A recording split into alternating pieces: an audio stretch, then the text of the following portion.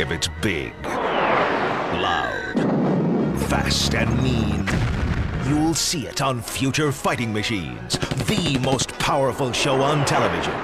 Watch Future Fighting Machines. For showtimes, call your local cable operator. Welcome back to Extended Play. Now, you may have noticed on Extended Play, from time to time, we like to say what we think. Okay, actually, we always say what we think. But nothing seemed to stir a pot of emotions more than our take on Metal Gear Solid 2: Sons of Liberty. So we thought, hey, what better way to close out the year than to stoke that fire one more time? I got to work really early one morning so I could spend some quality time with Metal Gear Solid 2. Usually the interns are hogging the consoles, but at this hour, oh no. Okay, Al, show a little backbone. May not have authority, but she's the intern. Hey, it worked. Sweet. The Hudson River, 2 years ago.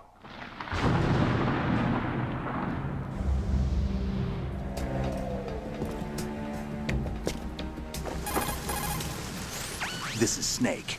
Do you read me, Otacon? Loud and clear photographic evidence of Metal Gear. As long as we have those, we can put it online and blow the whole thing up. We are nomads, wanderers. With key structural points to blow it out of the water at the touch of this button. To the Patriots. The Lale Lule Lo. How's that possible? Otacon, we have a problem. I was thinking the same thing. Now, I don't think I'm the only one to have this problem with Metal Gear Solid 2. And to be fair, Metal Gear Solid 2 isn't the only game to have this problem.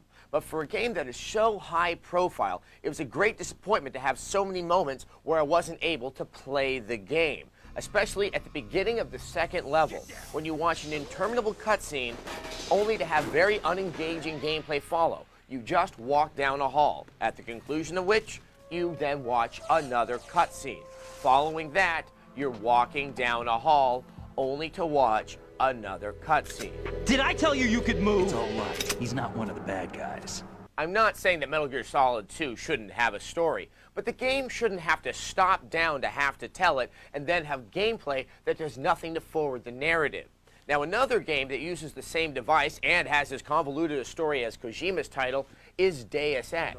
But in this game, the cutscenes are spaced apart, and you see them after a long session of gameplay. It's almost like it's a reward. Another excellent example of this is Conker's Bad Fur Day, where you really want to see the cutscenes because they're so funny, but you only earn them after solving a puzzle within the game. I hate these guys. Games might not be the right venue to tell tales of that nature, and game makers might want to step out of the shadow of other media. Games are games. Movies are movies. If you want a bunch of plot twists, there's always Dickens.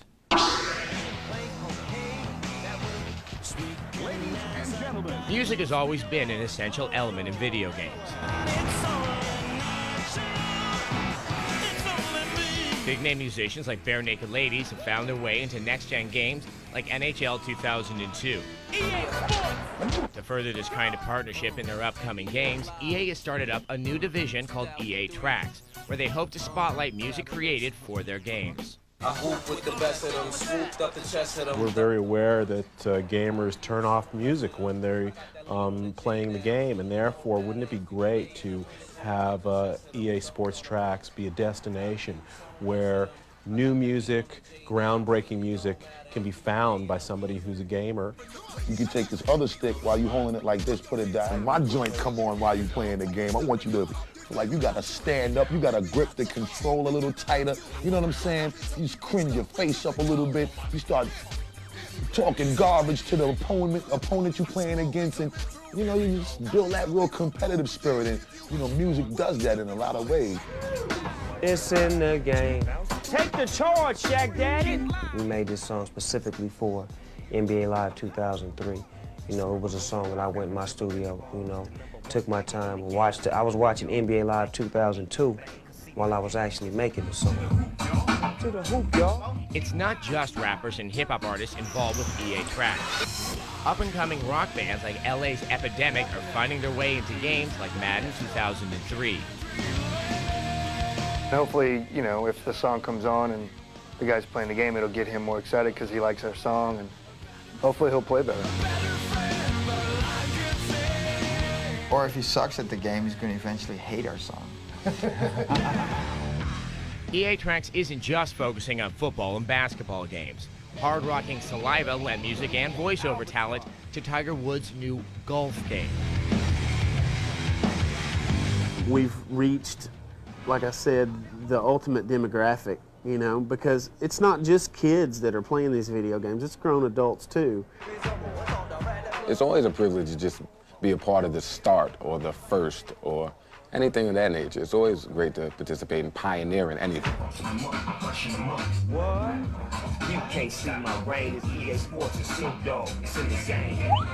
Moving on into 2003, we're going to see even more music personalities getting in on gaming. In fact, an entire label, Def Jam Records, the home of some of the greatest rap acts in history, is starting their own line of video games. Now, if you'd like to learn more about that or any of the great things that happened in the year of 2002, you can go down memory lane at extendedplay.com. And while you're there, sign up for our newsletter, The Expansion Pack, so you can be up to date on everything that's going to happen on the show in 2003.